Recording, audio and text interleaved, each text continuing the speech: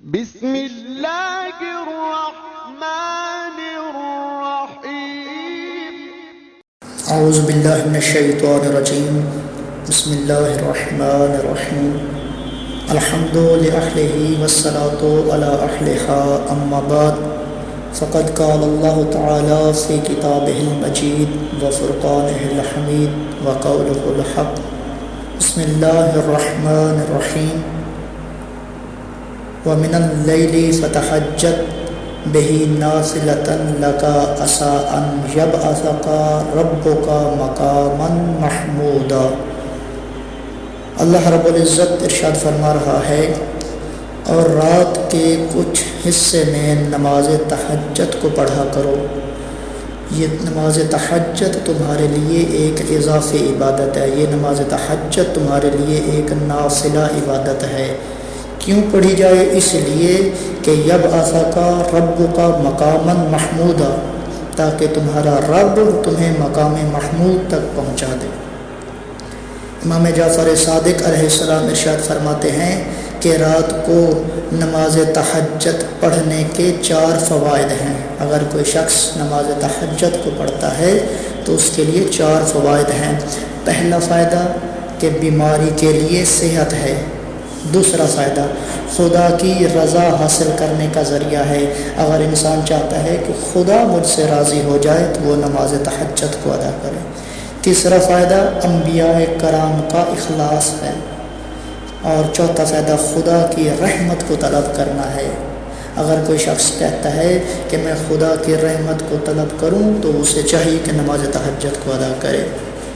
جب آدمی نماز تہجد کے لیے اٹھتا ہے تو اللہ رب العزت فرشتوں سے کہتا ہے کہ اے معصوم ملائکہ، اے میرے ملائکہ، گواہ رہنا، یہ شخص اس نماز کے لیے اٹھ رہا ہے جو نماز میں نے اس پر واجب بھی نہیں کی، اور یہ شخص مجھ سے 3 چیزوں کا طلبگار ہے۔ پہلی چیز اپنے گناہوں سے معافی مانگنے کا طلبگار ہے۔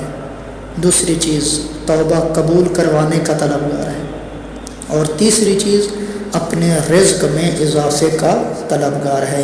اللہ رب العزت ارشاد فرماتا ہے کہ اے ملائکہ گواہ رہنا، میں نے اسے یہ تینوں چیزیں عطا کر دی ہیں۔ اور جس گھر میں قرآن مجید اور نماز تہجد کو ادا کیا جاتا ہے وہ گھر آسمان والوں کے لیے اس طرح چمکتا ہے جس طرح زمین والوں کے لیے آسمان میں تارے چمکتے ہیں۔ اور قرآن مجید کی عبادت ماہ رمضان المبارک میں کثرت سے کرنی چاہیے۔